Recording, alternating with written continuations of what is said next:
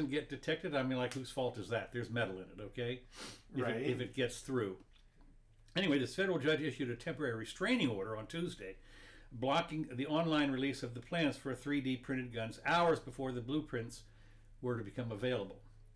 And of course, the idea is that somehow, it reminds me of a really great movie where a guy had put together a plastic gun that shot 2 bullets, and he was trying to do an assassination of the president or something.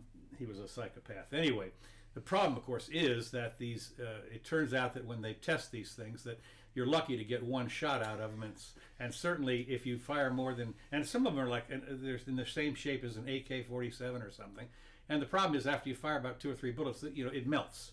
Yeah. So it's little room for improvement. Yeah.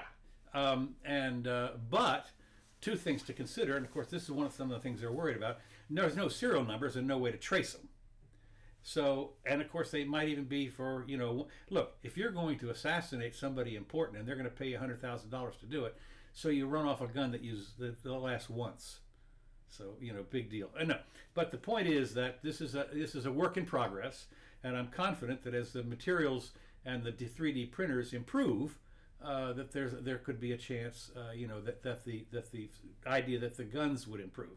And of course, there's a lot of plastic parts. Now, the other thing is, you don't have to be using for a nefarious activity.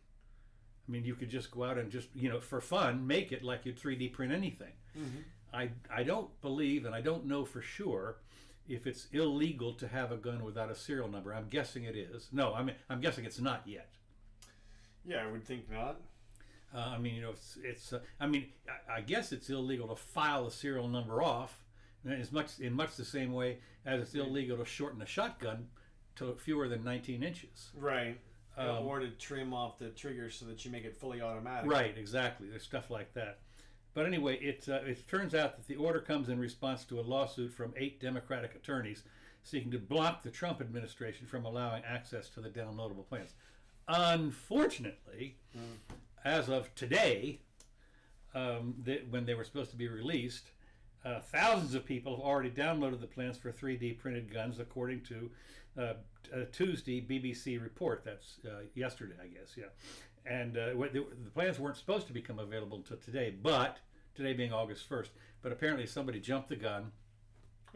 And the plans for 9 different models of guns were reportedly uploaded online on Friday. And more than 1,000 people downloaded the plans to 3D print an AR-15 style semi-automatic rifle over the weekend.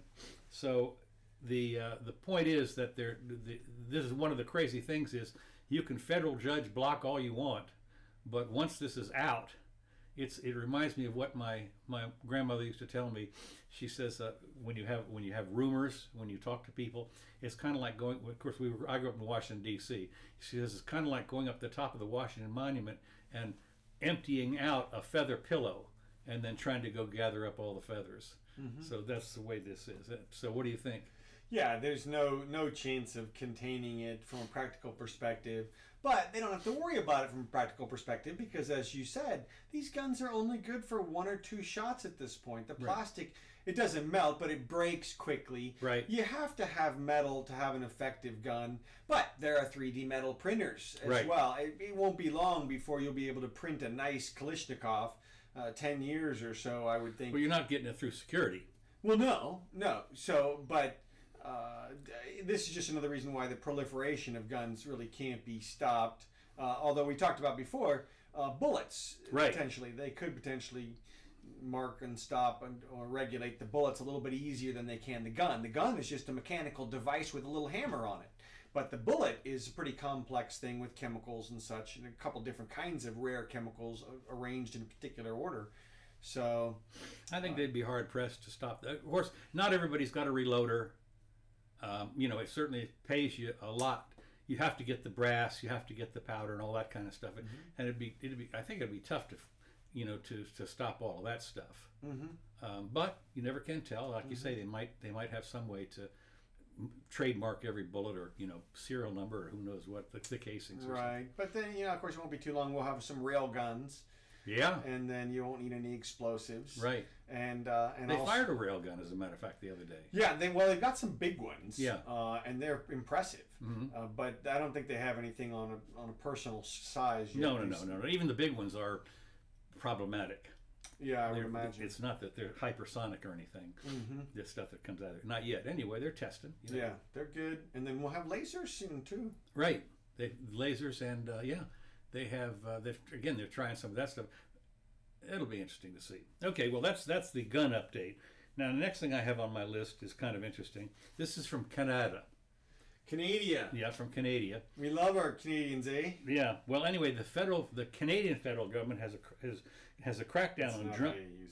Huh? I said that's not how you use A. I know. Oh yeah. Okay. Has taken a big step as the Justice Department is set to give its blessing to Canada's first roadside saliva test. Mm-hmm. And it's to check for marijuana. Ah, okay. Also, so they've got this little machine now. It's kind of like a breathalyzer, only right. it's a saliva swab. Right. And they've got this box now that will detect, supposedly, within the last 6 hours, mm-hmm. if you have smoked a joint or if you've used cocaine. Right. Well, the thing about it is that certainly cocaine lasts in your system a little longer than that. And a day or two. Yeah, something. So, I mean, the point is you're going to test positive, it seems to me, all the time. And, of course, this is the thing about it is what they're worried about is impaired. Not us are going to test positive. No. No, but what I'm saying is that they're worried about impaired driving. Right. And well, this is just another overreach. They don't know what to do about the driving situation. Right. And it's all distorted right now. And what you have now are, I would say, thought crimes, except you don't even need to think of the crime. It's a existence crime. It's a crime of chemical imbalance. The first part of the driving test, the first part of the test of whether or not you were driving impaired was, did you hit anything? Right. Did you do anything? Were you wandering all over the place? Yeah, I mean, was there any danger at all? But they don't even care about that. That's not part of the equation to begin with.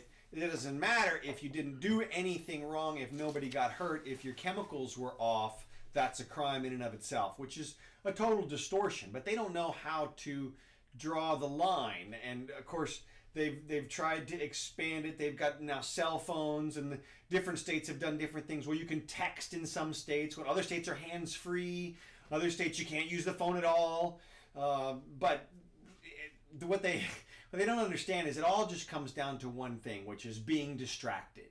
Right. But that is still an accidental thing to have happen. I mean, what is not being distracted about going through a drive-through, getting your Big Mac, and going down the road and eating a bit? I mean, absolutely. And there are plenty of people who have brought that up. Eating is a huge thing. Changing the radio station. Exactly. Having a passenger in the car. Mm-hmm. There's lots of things which are distracting to people. It is funny you should mention that because invariably, whenever you see a movie mm-hmm. and somebody's driving and they're looking at their passenger and talking, we're like, wait a minute, you're getting ready to hit somebody. Well, everybody does it, and it's easy. That's why. It's because the fact is driving is pretty easy, and you can practically do other stuff while you drive, and you know that. Unconsciously, you take that into account because every single driver on the road, the foremost thing on their mind is not dying. Right. I can guarantee it. No matter who they are, what condition they're in, the foremost thing on their mind is not dying, except in extremely rare situations. Right. So you don't have to worry about what it is that's distracting them. From my perspective, you just don't have to worry about. Well, a lot of it is also a revenue enhancement thing. I mean, they will see you. I mean, you see stuff on YouTube all the time about cops who are distracted. I mean, how can a cop not be distracted when they got all this stuff in the car and everything? The thing the other day where a cop ran over a bicyclist because he was texting or whatever he was doing. They had it all on the video cam. But the other thing that is disturbing about some of this stuff is if they have a checkpoint mm-hmm. and you get out and they ask you to do the first things, follow your finger or stand on one foot. Now I can tell you personally, from personal experience, I couldn't stand on one foot if my life depended on it. A lot of people argue that. You can defeat the little roadside tests there. The big test is the chemical one. Because right. It's sort of it's something that nobody understands. Like this voodoo machine over here is going to tell you, the jury, whether or not this person is guilty. Well, let me ask you a question. If you, let's say you fail the roadside test, as I would. Right. If they asked me to walk in a straight line, right. Or I mean, I've got chemicals in my body from the pills that I have to take in order to stay alive. Well, that's impaired under its own right, though. No, but still, even without it, I couldn't. I got you. I don't have the muscular. Assume that you normally and everything. I still can't stand on one leg. Right. And I'd be hard pressed to walk a straight line. So they drag me in, and they find out 0-0 on right. And then what do you do? Well, a lot of times they let you go at that point, but not always. What they'll do a lot of times is assume, I think more often than not, they'll assume that you're under the influence of something they didn't test for. For example, marijuana or cocaine or something else, some kinds of pills. And they'll ask you, and they'll just grill you. And they'll stand by their statement, whatever it is, and by the video. Now, if you can explain to the jury why... But see, then you got to go into court. I know, that's true. Well, and that's why it's a terrible thing. I mean, to me, all driving crimes, every single one, you could make into a suggestion, and there would be no detriment to society. It would be a lot better for everybody. Because, as I say, everybody's worried about dying when they're out there. And the whole thing erupted because somebody looked at the numbers of deaths that were happening per year due to auto accidents. Okay. It was just because prosecutors were trying to be good. And they were like, well, we've prevented murders here and crimes here. What else good can we do? And they looked around and they said, look at all these deaths on the freeways. Let's assume that these deaths are all murders. Then we can prosecute all these people for criminality, and we can prevent these deaths from happening. But they don't realize that they have obviated the criminal intent portion of crime, which has been around and part of crime for 500 years in the English common law system. But now it's not required anymore. You're not required to even, like I said, conceive of a crime. You wish that it was Minority Report, where you have to actually think about doing the crime. You don't even have to think about it anymore. They get you for an accident, and your punishment is dependent upon the harm that ensues, not what it is that you were thinking at the time. Right. So, if grandma's in an accident on the way home from dinner where she had a glass of wine and she hits a school bus full of children, she's going to prison for 30 years or something crazy, even though that's insane. But we're hoping, of course, that'll all change with self-driving cars. Yeah, that's right. We're waiting for that. As I say, we've talked about this before, but the transition from regular cars to self-driving is going to be problematic. I do know that in Sweden, what they did is not for self-driving, but what they did in Sweden. I was there when they did this. They made all the mass transportation was on its own special track. It didn't go into regular traffic at all. Okay. So all the buses had their own lane. Oh, right. And so they solved a lot of problems about that. Well, what was interesting, just as a small digression, I was over there when they had what they called in Swedish högerdag, which stands for right hand day. And it was the simple fact was, when I was over there, we drove on the left hand side, and then during that day in October, everybody had to switch. That one Sunday, everybody had to switch. Yeah, exactly. God. Everybody had to, because one of the reasons was that Norway had regular right-hand traffic, as we do here. Right. And so when you would drive, seriously, and Denmark, so when you would drive over to Norway, I remember driving into Norway, and for the first couple of, 50 miles or something, I'm swinging around trying to figure out, which way am I supposed to go on this turn and everything. When I went into Denmark, they said, I don't know if you're allowed to come in here if you're coming from Sweden. And fortunately, I had to speak in English, so that they... So it was coming from Sweden, coming from America. Yeah, coming from America. That's right. So speaking of the Scandinavian countries, yes, in May the Danish Parliament banned the wearing of face veils in public. Okay. Joining France and some other European countries to uphold what politicians say are secular and democratic values. Okay. Now this has to do mostly with the hijab or whatever you call it. Women. But Sabina, 21, who is studying to be a teacher, has joined forces with other Muslim women who wear the veil to form Women in Dialogue, or whatever it is, to protest and raise awareness about why women should be allowed to express their identity that way. Well, of course, it's interesting, because if you're covered up, hard to express your identity. I mean, it's not like you're going to take your driver's license and hold it up, and here's this eyeballs peeking out from. Yep, that's her. I don't see that. So anyway, she said she says she won't take it off because it's a reflection of her own choice and so forth. But it's interesting to me that even in the United States and here in Gainesville especially, on Halloween, for instance, you're not allowed to wear a mask in any place. Right. I mean, you can't go into 7-Eleven, and you certainly can never go into a bank. Right. With a mask on. I mean, that's just out of the question. Even on Halloween, for God's sake. We have a general mask prohibition. Right. Well, you didn't used to. When I was growing up, you could wear it anytime, any place. But of course, I was 7 years old, so they didn't figure. But and they don't care much on Halloween, except if you go into a bank. Right. Well, again, and also if you're 3 feet tall, they probably don't care. Right. So that's another thing. But still, I mean, if you're dressed as Superman, or as you used to say, Thithanan, that I didn't say. But But my point is that the prohibition, it seems to me, fairly. I don't really see the problem with it. Because you do. I mean, one of the things that you do have a lot of, especially in London and England, is you have this vast surveillance thing of cameras everywhere, and they can trade like they did in one of the movies with Will Smith or something. They kept doing the movies that swapping people. Well, no. What they did was they did this camera, that camera, the next camera, and the satellite thing and everything to follow these people around. Well, but I mean, if you're dressed all up and have face recognition now, of course. Right. But you can't hardly have face recognition if you're peering out through a. Yeah. So on the one side, what you have is. I think the politicians who are enacting those types of laws are ostensibly doing it to protect the women from domineering men in their culture who are forcing them to wear those clothes. That's what their reasoning is. That these women are oppressed, and we're going to liberate them by banning the hijabs and all the various clothing and such. Huh. Really? Yeah. I thought it was, but the only thing that I know is that generally speaking, every law that they pass is a safety regulation. Well, that's just the excuse. That's just because every state, that's one of the 4 general sources of authority of the state. Right.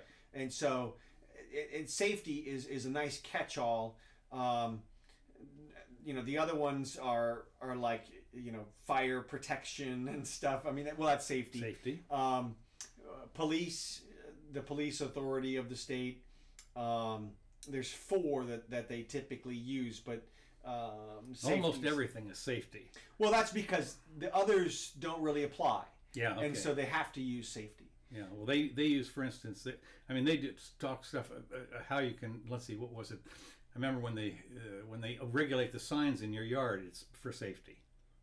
If you can't put more than 2 signs in your yard for a candidate, right? And that's a safety problem. Yeah, I think beauty or some type of thing. Distraction that's a big deal. Is distraction. Okay. You can't have like flashing lights or something in a lot of places. Right. Although they still get away with it. So anyway, yeah. Well, the deal is that they pass all this stuff on safety. And one of the things that has to do with the hijab business is, what do you do about driver's license? I know there's been a big deal about that. Right. But, if you go in to get your driver's license, do you have to unveil? Yeah. In our country, basically, it just comes down to you got to pretty much show your face wherever you go. And, you can do a lot of things with your religion, but you pretty much have to show your face. So if you're driving around with your eyeballs showing and they pull you over, and I don't know, maybe your husband's with you or something like that, and they pull you over and they say, "We'd like to see if this is you." Right. Boy, I'll tell you. Well, see, the thing is that the girls who would wear that type of thing, their husbands wouldn't allow them to drive. Right. Well, that's true. That's true. But so look, there's a certain amount of acclimation to the culture which you can allow to be mandated by law. For example, we force people to wear clothes over here, things like that. But we're as liberal as we pretty much, I think, you can get. Where was this again? This was Germany or someplace? This was Danish. Okay, so, I mean, what are you going to do for... I don't know. There's no Denmark, counting for you can them. go naked just about. Right. I mean, they're pretty. You talk about liberal in your dress. Right. Of course, it's interesting when you hear about that. You say you can't go around naked. Actually, you can in New York's Times Square if they paint you. Right, and of course there are nudist colonies and places where it's perfectly acceptable. I mean, like South Beach, south of Fifth Avenue in Miami and stuff like that. But hijabs, I mean, my personal feeling about it is I would opt to not have the ban, but I can certainly see how the requirement to show your face is perfectly okay. Well, it's interesting. Of course, this is one of those things that I guess some people might call it a slippery slope, because once you allow people to walk all over the place looking like a Dalek, and then yeah, I mean, if you can put on a costume and walk around like you said, I mean, you can get. You can do it in Times Square, but I'm telling you, you do it almost any place else. I mean, what are you really going to do though? I mean, are you going to really rob a place in a costume? I mean, then you're the guy in the costume. Everybody knows you're the guy in the costume. It was a tiger that came in here and robbed me. Exactly. And no, I'm just wearing my tiger outfit out here. Yeah. That wasn't me. It wasn't me, right? So it seems like overkill to me. Yeah. Okay. Well, I can see both sides of it. We'll maybe catch up on that later. Now, next item. This is a Trump thing. Let's see what I do here. Okay. President Trump on Monday expressed his willingness to meet with the leaders of Iran with, quote, no preconditions. Trump made the comments during a joint press conference alongside the Italian Prime Minister. Now, no preconditions. Now, let me ask you, first of all, the guy in, whoever it was, Abu Dhabi, whatever, in Iran said, forget it, we're not, we're setting a precondition, we're going to keep our nukes. Well, they don't have any nukes. In Iran? Yeah. They have a program. Yeah. So. Well, they're going to keep their program. You're right. So. Well, okay. So the preconditions. Here's what it comes down to: the United States, when the president meets with a world leader, there's a lot of benefits that accrue to that person, politically, in their tribes, that types of things. They can garner power using that relationship. So it's a gift. Or it's a bargaining chip, and the president should use it as such. And I have to agree with Shapiro, Ben Shapiro, that is, when he talked about meeting with Kim Jong-un over there. It might have been more prudent to send Pence or somebody. Well, Pence had laid the groundwork. Well, I think they sent Papadopoulos over there. Okay, or somebody. Maybe, okay. But somebody a little bit lower on the totem pole, so that the guy, or get him to cough up something, and that's basically what people are, the opponents of this type of offer to the Iranians are saying is, look, you got power here, you've got a bargaining chip, don't just give it away, go ahead and get something for it, get a precondition, some type of access, or for the international inspectors, or we're going to blow up this mountain or something like that. Get something out of it, and I think that's wise. If you got a chip, bargain with it. Okay, well, there's something to be said about that. It is interesting, however, that the speaking of Kim Jong-un, I don't know who's figured this out, but they said he's now rebuilding his intercontinental. Yeah, I mean, the next day after the meeting with Trump, the light images of potentially ramping up and rebuilding of the. Yeah, the I can't. Personally, I find that hard to believe. I think. Why? I just do. I just. What do you mean? Why is that hard? Well, because you'd be an idiot to do that sort of thing. Why do you say that? First of all, this brings up another point, and that is, Trump met one-on-one with Kim Jong-un and with Putin. Okay. In a secret meeting, so to speak, and everybody's all upset. What did you say? What did you say? None of your damn business. Well, okay, well, hold on. Stay on the Kim Jong-un thing. What is the point about why? I mean, because it's stupid. You sit there and you've already blown up one thing here. One test facility and another test facility. But I mean, you've basically you've got to the point where what you've told the world is, I can't be trusted to do anything. So he knows that. Look, trust is not his concern. His concern is the maintenance of power. And the one thing that's going to keep him in power, no matter what happens, is the development of a nuclear bomb. And I think it's perfectly in line with the way that you govern in a dictatorship, is you lie like a rug. And you absolutely would meet with Trump and say, oh yeah, I'm going to do all this stuff, and then absolutely continue with the program. Okay, that's a thought. Of course, the question then is, with this, start with the sanctions, which are crippling the country. Korea. North Korea. Right. Well, and that's why he came out with the bargain. That's why he came out and said, I will dismantle my thing. Lie, lie, lie, lie, lie. But the whole point is, I want your money. If you give me a couple of $1 billion. Like Bill Clinton did. Right. Then we'll be happy to dismantle our nuclear program. But then you just take the cash and you pocket the cash. But there was no offer of cash. Well, and Kim Jong-un should have worked him for that. He should have. That's what I was saying. Un should have come out and said, "Look, we're letting LGBTQ people into our community here now. Well, here's all the remains of your people. Here's the remains of your people." Which, of course, included exactly one dog tag. Is that right? Yeah, one dog, 52 remains or whatever it was, and one dog tag. Yeah, well, I like Scott Adams' point is, well, where did they get these people from? Right. And didn't they know where they were a couple years ago? Yeah, it's amazing how they dug them up, literally. Right. They dug them up, and we were building some things, and we found an old graveyard. Look at that. Surprise. Yeah. These bones look remarkably fresh. right, and short. From my perspective, this makes perfect sense that Un would try to continue on with this program, and well, that means then that all this meeting and all this South Korea stuff and North Korea and all the Russians are on there, Chinese have a border, and everything is all for naught. Well, a little bit, yeah. It's just a little bit of a big waste of time. Well, that's why you send Pence. Ah, okay. Because it's what you expect him to do that, and so.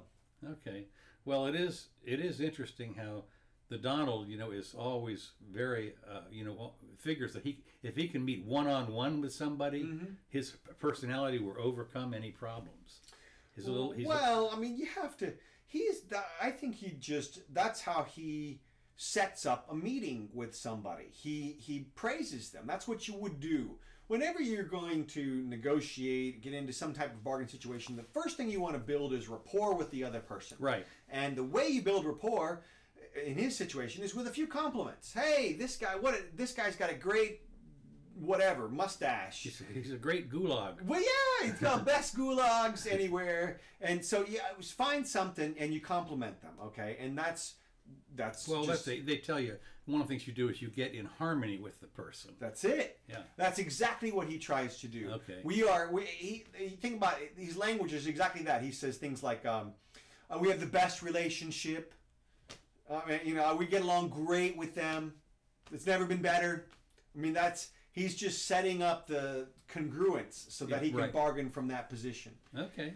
So well, that's interesting. So anyway, we're not going to worry about that. Now, here's something that you've talked about quite a bit, and I'm kind of curious to get your take on this. After the revelation that MoviePass borrowed $5 million to keep its service up and running last week, things aren't looking so good. MoviePass subscribers were met on Monday with a blank screen. Now you have to tell us what MoviePass is in a minute. Blank screen where their choice of screening should be. Navigating around dozens of theaters shows only the message, there are no more screenings at this theater today. And unfortunately, jumping ship from MoviePass is easier said than done, as many users have had a problem exiting the service. So now the MoviePass was what? Well, MoviePass is a private company that has decided to promote movie watching or make a lot of money by offering people the option of a monthly subscription service, and then basically they can attend one movie per day using this subscription. At a rather substantial discount? Yeah, the subscription is $10 a month, I think, which is basically less than the price of one ticket. So if you're going to go to one movie a month, It's an excellent service, but they never put into place their bargaining. They never bargained with the movie distributors or the manufacturers or anything to get a discount. So that's why their business model is... Well, they changed it a couple times. They have, but they never changed that aspect of it. They're still paying full price for every movie people go see. Wow. Yeah, so they're probably going to get buried. AMC has already come out with a competing card, and I'm sure the other companies or some other people will do it as well. Well, I know that up here we have a Royal Cinemas here locally, and if you join their little club, you get some stuff. Mm-hmm. So it's not quite that much of a discount, but you get points or something. I forget exactly. So anyway, I guess they're thinking that it's going to go down the toilet. This is a great idea, like Grubhub or something. Maybe so. Yeah, I don't know. Okay, now let's just see here what we have next on this. An overlooked provision in the GOP tax cuts from 2017 has religious wings, and this I thought was interesting. Religious wings of both parties pitted against one another. Churches may have to pay taxes, and members of Congress may pay politically, because the churches, as you know, typically are not taxed, which I think is a sin, personally, because here in Gainesville, about half they always talk about how the government owns so much of the land, and it's non-taxable. Well, the churches, there's 1,000 churches in this town, and a lot of them are on acres and acres of ground that could be used for something, and they basically are, non-profit, tax-free, whatever it is. I think, they don't pay. I don't think they pay any property taxes. So, yeah, I don't think so. And so I mean, to me, if you're gonna, and what they say is, well, we do the charity work, and that takes it off you people. I said, well, no, you don't understand.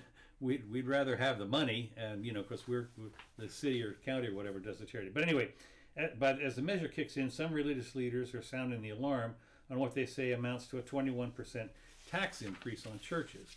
One side is saying it's an oversight. The other side is calling it a Republicans' war on religion, which of course it's interesting because the evangelicals or whatever it is, they're all Republican base. So I don't know why they declare war on their base. Overheated rhetoric probably won't help to get a solution. The reported ambiguity of the language has caused confusion among those who will be affected, and some have argued that preparing the new tax forms will open the door to other externalities. Most churches do not have the sophistication that's necessary to deal with the tax code. Now, small churches that exist in communities don't operate as businesses, and they never have before. Now, one of the things in the tax code said that there's stuff. It's not that the churches are going to be totally taxed. It's also for profit and non-profit organizations, and that is they are removing the tax breaks for for parking and stuff like that. There's parts of the that normally are tax free, and what they've said is, well, this kind of stuff here is going to be taxed. Right. So like when the church owns a parking lot that they sell spots at, things like that. It's not exempt anymore. Right. And the same thing goes for a private place. Yeah. So I mean they've got I don't know what the deal is on it, but they have a new way of look. So it's not directly at the churches. But as I say, the reason I bring this up is because as far as I'm concerned, the churches should be paying full boat, because if there are going to be any taxes at all, I'm not a real fan of property taxes because it's like rent, and the simple fact is you don't really own your property if you have to pay property taxes, because they can come in after a couple of years and take it away from you. Right, and the way that I see it is, sure, it's unfair from the standpoint that the churches have avoided that obligation, but well, the thing is though, if the church burns down, the fire truck shows up. Well, of course, they get all the benefits of the roads and whatever else. But I'm with you. I would rather celebrate the fact that they have somehow avoided the taxes than try to rope them in. You're right. From my perspective. It's okay, well that's woohoo! Good going. Yeah. You've managed to dodge for that long. That's right. In a legal way. Okay, let's see my next item here that I've got. Okay, this is some stuff. Let me just make sure I've got it all here. Swedish president. I don't reclaim the show. Let me go back on Trump for a second. In Tampa, Florida. Now, yesterday there was a big rally. Yes. In Tampa, and President Donald Trump has wrongly claimed that shoppers need to show photo identification to buy groceries. It was a big deal. Well, what's interesting is you sort of do. Not necessarily if you pay cash, but basically if you use a credit card, that's an ID. And you have to punch in your little thing. Not that anybody gets to see it, but you have to basically show that you're you one way or the other. And of course, if you try and pay with a check, you've got to show an ID. But right. So my point is that it's not. You don't have to if you pay it one way or the other, I suppose, to show a photo ID. But when I look at this, I'm thinking. What were they claiming, that was a racist comment by him? No, not a racist, but they said it was another lie. You don't have to, because this is one of the things that Another lie. Yeah, another lie. Because, you don't have to show any kind of an ID. Well, you sort of have to know, everybody gets to know who you are, sort of, up to some. I mean, other than if you walk in there with cash. Right. Then that's pretty untraceable.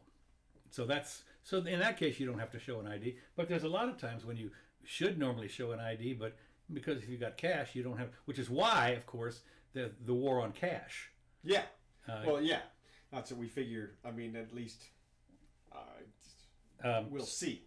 So anyway, he also defended his trade agenda. Let's see, railing against the idea of, and he railed against non-citizens voting, which apparently that's coming up. But the other thing is that the simple fact is that the mainstream media and everybody jumped all over this as a lie, and of course, as far as I'm concerned, so what? I mean, well, they're making mountains out of molehills. Let's talk about it for a second, because it's so interesting to me. The biggest story out of the Tampa situation was Acosta, the White House correspondent. Well, he's the commie one. Okay, look, what he did was he recorded some Trump people flipping him off and telling him to, get out, whatever. Right, tell the truth and stuff like this. And he reported them as a hostile crowd. Right. Okay, and they were hurling insults at him. Boy, whew. Yeah. He was getting pounded by insults incessantly. Yeah, exactly. They were. So, and yet they don't report about the actual fights over Trump's star and things like that. The people are actually getting assaulted and beaten, and yet CNN is trying to make it sound like he says Trump is whipping up this hostility, and other right-wing conservatives. Okay. No, you're right about that, because you only have to go back and see during a lot of the Trump rallies, as the Trumpettes, whatever, what came out. Sticks and stones were actually being thrown. Right. I mean, it's not just words. Them. Actual. Not from them. No. At them. And that's the difference that they failed to report at CNN. Now, CNN, when I was a kid, CNN was respectable journalism. Right. They were actually journalistic in the sense that they would present both sides of the story. I have not tuned in for a while, but I was kind of crossing my fingers hoping that they were still somewhere in the park. I heard Shapiro says the other day that Jake Tapper is somebody that he thinks is intellectually honest, right? Okay. So I say to myself, well, let me go watch one of Tapper's videos and see what he says about the whole Cohen situation or whatever's recently going on. So I recorded a couple things, and I want to take a close look at it because I think it's instructive. I think it really illuminates this whole fake news situation. Is the president making up stuff and shucking and jiving and colluding and conspiring? Racist. Well, or is there fake news coming out of the mainstream media? And I think if you just watch this real short video, that it's instructive. So I have a couple of them here. Let's see how this works. Now listen to how Tapper characterizes what Trump is about to say. And then he recharacterizes it after Trump says this stuff. And then we'll comment on it here. You ready? Candidate Trump made this shocking request to Russia about emails that Hillary Clinton had deleted. Russia, if you're listening, I hope you're able to find the 30,000 emails that are missing. Now, we now know through Mueller's indictments that the Russians targeted email accounts used by Hillary Clinton's personal office for the first time that same day, that then candidate Trump invited the Russians to hack a political opponent. Okay, so that's Jake Tapper. And if you notice, what he said was, Trump made a request of the Russians, okay? And then he cuts to a speech by Trump at the University of Miami, where Trump talks about Hillary's 30,000 emails. Everybody knows when Trump talks about the 30,000 emails, that's a dig on Hillary. Mm-hmm. That's a dig on Hillary at a speech he's making during the campaign, okay? He's a candidate. Nobody in their right mind could possibly confuse that as a request of the Russians. And yet that's how Tapper characterizes it. Then he goes on to say, this is an invitation to the Russians to hack the DNC. Like they need an invitation. No, and this is, and then he says, he even says, that day, that very day, they hack into it. So he's literally implying that Trump is sitting around and, I need to conspire with the Russians. I need to communicate with the Russians. Trump Jr., quick, set up a speech at the University of Miami. Okay, Dad, but why don't you just call him on the phone? Shut up, kid. Yeah. You don't know what you're talking about. Set up a speech. I'm going to communicate out in the open. Nobody will know. I'll do it at a speech at the University of Miami. Nobody will suspect, except maybe that clever Jake Tapper over at CNN. He may be on. All right? Yeah. And then fast forward to the day of the speech. And Tapper is literally implying that the Russians are sitting around, and then they see this video. Comrade Vladimir, Trump has communicated to us. Now we can commence hacking. He has invited us. Secret message. Secret message in speech. We have received communication. What you doing, Moose? A secret message.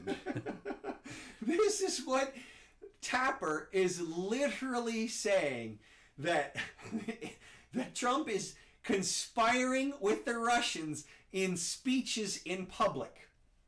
Okay? You decide what's the fake news, all right? Now, here's another thing. And when he goes on about Cohen's thing real quick. Those investigating what the president knew and when he knew it have always been intrigued by a particular moment during the 2016 campaign, when Donald Trump Jr.'s meeting with the Russian lawyer was in the works. Members of the Trump team were under the impression they were going to get dirt from the Russians on Hillary Clinton.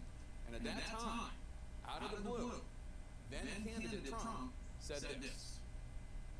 I am going to give a major speech on probably Monday of next week, and we're going to be discussing all of the things that have taken place with the Clintons. I think you're going to find it very informative and very encouraging. Candidate Trump going on to say at that campaign event that he would show how the Russians, Saudis, and Chinese had given money to the Clintons to get preferential treatment. Those remarks that he just made to the Saudi meeting coming 2 days before the Trump Tower meeting. Now, attendees at the meeting say that dirt didn't materialize. Guess what? That major speech Mr. Trump promised, it never happened. Okay, so that's Tapper saying that he knows that Trump knows about the Trump Tower meeting because he announces he's going to make a speech about the Clintons and he's going to reveal some dirt, and then Tapper infers that he's going to get that dirt at the meeting. Mm-hmm. No dirt gets transferred at the meeting, and then the speech doesn't happen. Mm-hmm. So he's saying that because the speech didn't happen about information that Trump never got, that proves that was Trump's plan all along. Uh-huh. So the logic here is so crazy. If you think about what actually must have happened, the Russians traveled to the meeting, right? They came to the meeting for some purpose. And yet we know from Tapper right here, and I'll play one more little thing. Attendees at the meeting say that dirt didn't materialize. No attendees at the meeting say that dirt didn't materialize. No attendees at the meeting. Okay, so attendees at the meeting said dirt didn't materialize. So the Russians traveled to the meeting. Dirt did not materialize. The dirt forgot to travel to the meeting. Apparently so, because if we assume, as we're supposed to, that the Russians traveled to the meeting for some purpose, And we assume that that purpose is to provide the dirt. And yet the dirt did not materialize. Then there's only one other reasonable explanation, and that is that the Trump people did not want the dirt. I mean, that's the only explanation. Okay, no, wait, there's one other possibility. Both Trump and the Russians wanted to collude, and yet they failed at the meeting. All right, that's the other possibility. So that's what the Democrats have to prove. That it's a crime for intent to collude. Well, right, exactly. It's a conspiracy. Well, exactly. That's literally what they can go. That's the only thing they can go on at this point, and it's kind of crazy based on the evidence that they have. Now, that being said, I have to say one more thing. Rudy Giuliani is going to be the death of Trump. Oh God, yes. He is bungling this defense of Trump. It's obvious. Okay, now I was a defense attorney for a while, long enough to know how the game is played. And I can see what Rudy is doing. And Rudy understands the game because he's a prosecutor, but he doesn't play from the defense side. And his game is off. And you can tell because he's doing things that no decent defense attorney would do. He's showing cards. Right. He's playing cards now. And the game is not on. And yet he's going on the news and he's talking about meetings that were accused it didn't happen, and Trump is tweeting things out, and it's just like no. This is all bad. And so Trump needs to marginalize Rudy. Unfortunately, he can't fire Rudy at this point because Rudy is too well liked. People trust Rudy. Okay. And if Trump fires him, everybody's gonna he was the trustworthy guy. So what you would have to do is you have to hire somebody as Rudy's second, and then you have to marginalize Rudy. Well, here's the deal, though, on this. I look at this, when you talk about the shower of tweets that come out daily from Trump, number one, and then you talk about the very confusing comments from Rudy Giuliani, and anybody watching this stuff, you're sitting there thinking, what the hell's going on? I mean, and you're totally confused about it. So you get to the point where you say, I don't believe any of this stuff. I mean, it's like this giant spaghetti of stuff, and you're trying to figure out logically what's going on here and what's going on there, and finally you just say, screw it, I give up. I'm not going to do it. And so the only thing I can think of is the ointment in the fly here is what's his name, Mullen or whatever his name is he going to indict Trump? Well, he can't indict Trump while he's a sitting president. Okay, but I mean, is something going to come out that shows that Trump's guilty of something? Well, that's obviously what the left is hoping for. Right. And of course, the Paul Manafort trial just started. Right. But that trial has nothing to do. No, it has no. Trump. That stuff is way before. It's decades ago. Decades, from right. Ukraine. So yeah, but my point is that the end game here is to destroy Trump. Right. So if you've got all this other stuff that people going, I mean, I don't know if what Rudy says on one day and the next day, or a tweet's the problem is if it all stinks, then Trump stinks too. Ah, really? Yeah, that's the problem. Is that from a defense perspective, you cannot win by discrediting the accusations against you. You have to pull something out on the positive side. Really? Yeah. So I wouldn't have thought that. I know it sounds counterintuitive because, like you said, you'd want people to give everybody the benefit of the doubt, and if there's doubt everywhere, then the benefit is nothing happens.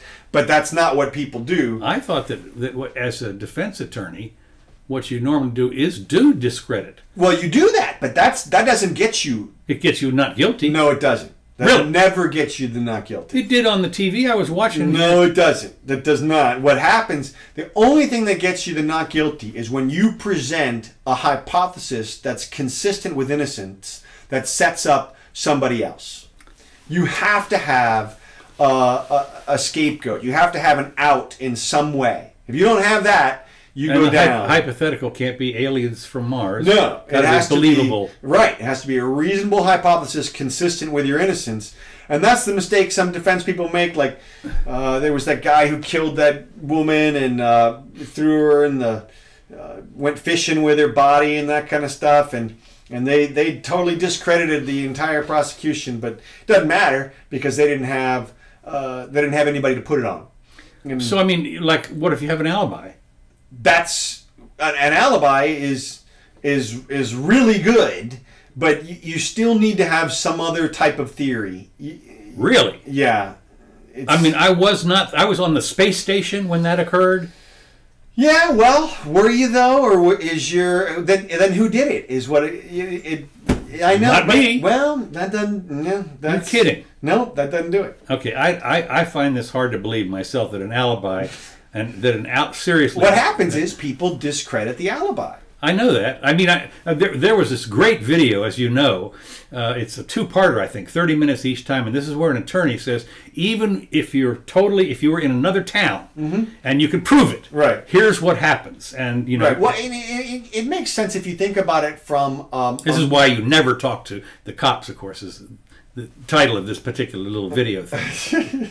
Anything you say is going to convict you. Well, right, and it makes sense from a mind perspective that you need to have a positive out, because the crime has happened in the jury's mind. Something has happened, and they know that for sure. So they have to be able to believe. They have to hook up something to that reality. It doesn't matter that the hypothesis that's presented to them is shaky or whatever. I'm gonna have to find. I mean, I know you're the attorney and everything, but I just, I kind of find it hard to believe that, I didn't do it, and I can show you I didn't do it. They got the wrong guy. Mm-hmm. I don't know where the right guy is, but it wasn't me. Mm-hmm. So, not guilty. Nope. No. All right, if you say, okay, somebody write in about this, because I just find that hard to believe. Okay, well, let me move on here to the next thing. There's a couple things here that have to do with racism again. Of all things, the city of Austin was named after Stephen F. Austin. God, yeah. No, yeah, who is referred to as the father of Texas. But a report released last week by the city's, you ready for this? Equity Office. They got a brand new office that was just started a couple of years ago called the Equity Office. Raised the issue that Austin had been a staunch supporter of slavery. The issue noted by the city's Equity Office has raised the possibility of renaming the city. Mm-hmm. Austin, Texas, the capital, right, is going to be renamed. Well, I don't know if it'll be renamed. It'll be interesting to see. The thing about these. How about Washington D.C.? Well, that's what it comes down to. That's what it comes down to. And here's the thing. How many people know that Austin is the capital of Texas, versus how many people know that it was named after a guy? Right. And I would bet you that way, way, way more people think of Austin as the city than Austin as the guy. Right. You don't have to equate the two anymore. And as you say, Washington, what are we going to do? Tear down the Washington Monument? Yep. Well, it's coming down, I think, anyway. It's coming down. Yeah. Okay, the Jefferson Memorial, Mount Rushmore. You mow it all down, man. Right. Look, the thing is, you don't need to do that because, again, from my perspective, I grew up at a time when Washington was the name of a place. It's not the name of a guy. It's Washington, D.C. It's a city up there. And then there's a state out there. It's not a guy. There is a guy named Washington, and there are some people named Washington. But Washington is a place. It's not a guy. Well, it's interesting because George Washington Carver was a Negro. Yeah. So slave, I think. It might have been at one point. Yeah. But anyway. Okay. But anyway, they fought to defend slavery. Raised the possibility of renaming the city, not to mention all the streets and roads and everything. Right. Streets, roads, counties. We had the problem here. Right. We had one of our monuments. They called him Old Joe or something. Right. Had to be removed because Right. he was a Confederate general. Right. And then Kirby Smith's school, it turned out that I didn't know this, but he was a general. So now they just call it the school board building or something. Yeah. They've renamed that. I mean, you look around here and think, boy, what a bunch of loons.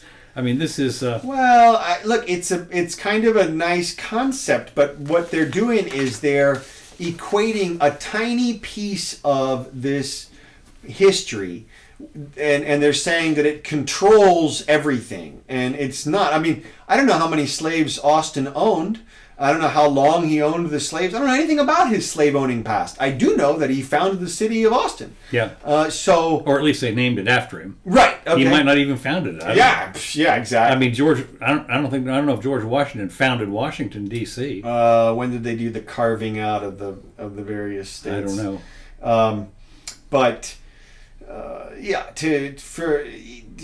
It seems like a fool's errand to try to go back and change every name of everything because you're inferring the worst out of every one of those people. Well, there's. I mean, I've talked about this before. I mean, a lot of these people were fighting for their own country, what they perceived to be their own country. That is to say, the Southern Confederacy. And you start to defend that, man. Well, you know, they look. I mean, look. If you can't, I'm with you at the time. At the time, the way, because at the time, one of the basic freedoms in life is the ability to walk away. If you can't walk away, then you're not free. Well, and that's literally what's encoded in the Declaration of Independence. Yeah. And because that's the way they walked away from England, right? And you know, but they didn't let them walk away then either. No, the biggest army in the world came down. So anyway, the Texas high school will. Another thing on this, will auction off Confederate memorabilia after dumping Robert E. Lee's name. Yeah, there was a high school named Robert E. Lee, whatever it was. Yeah. And because there's Washington Lee College, and not anymore.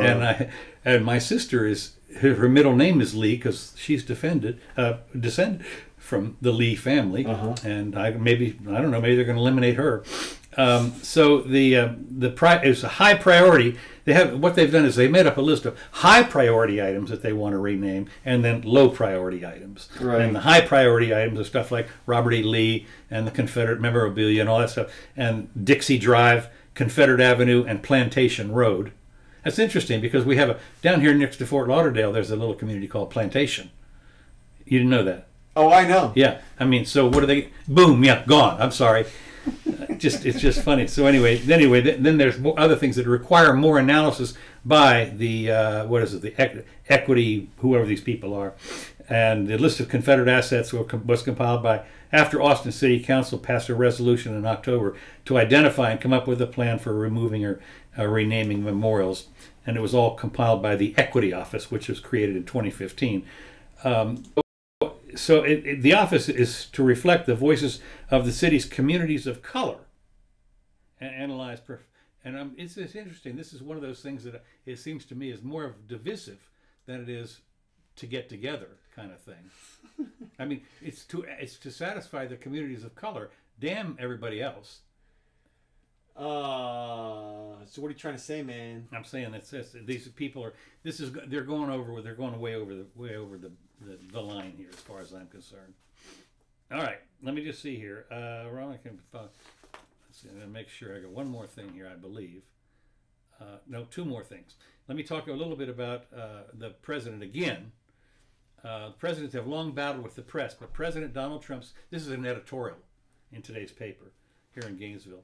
Constant labeling of reporting unfavorable to him as fake news, and his declaration that the media is, and of course it should be, the media are the enemy of the people, are dangerous tactics, threatening independent reporting and instigating the kind of anger that can lead to violence. Now, what's interesting is I don't know if you call this as a call to violence when he starts to say the fake news or we're against the media and so forth. Just reverse the narrative. Yeah, I suppose I think that they know that they were the ones who called for violence.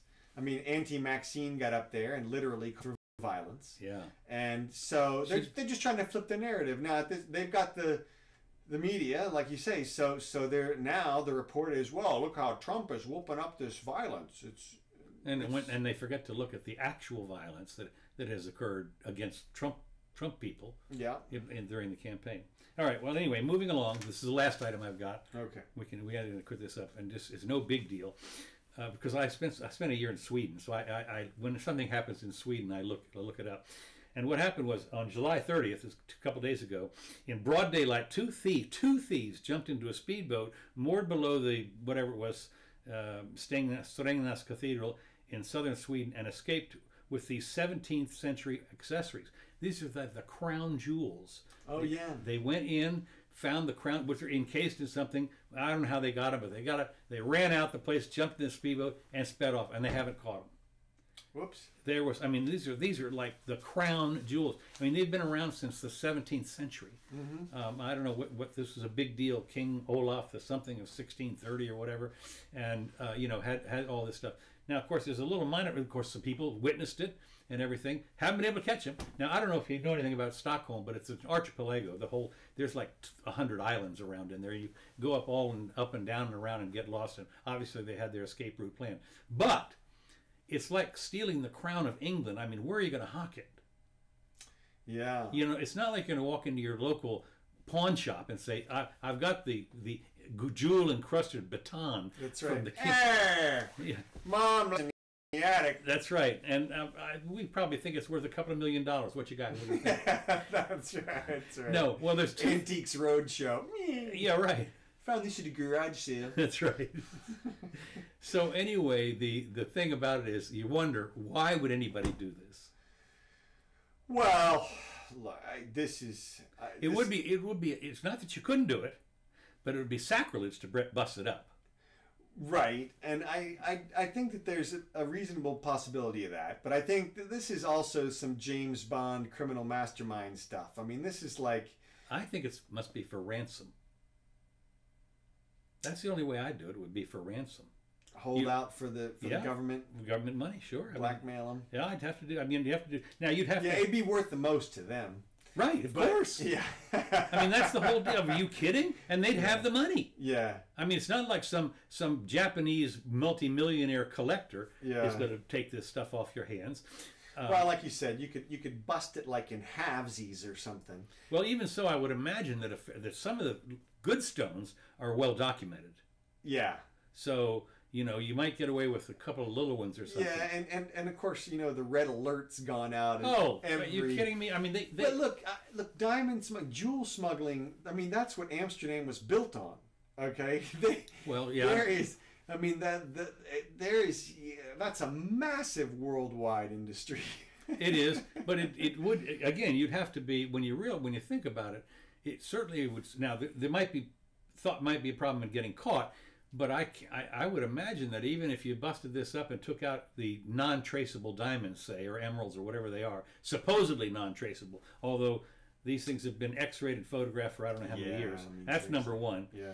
And so even if you add up all of that, it seems to be, it's not as much as... it should be a fraction. Yeah, of what the ransom would be. Right. And so then the question is, you know, I will meet you at the corner of 12th and Broadway and we'll exchange $50 million for your shit. Yeah. And I don't think... Well, hopefully for them, they set up that part of it as right. well. They are... Right. My thought is that you would... If I were just going to guess, I would say this is some kind of, like, you have a Russian oligarch or something, and he runs a semi-nefarious business, and part of it is in shipping or something, and he just wants the jewels, and so he sends his thugs over there to bag them. He figures out, look, you know, he's there visiting one day, and he looks around and he says, I can hit this place. Yeah. And so you just do it, and then they sit in your basement there, and you oogle over them, and you bring people down. Oh, look, I got the crown jewels of Sweden. Well, it's interesting. I look at this as when you put Scotland Yard or whatever it is, or whoever the international Interpol or whatever it is. You think about it. One of the big movies or documentaries that you can look at is the Pink Panther.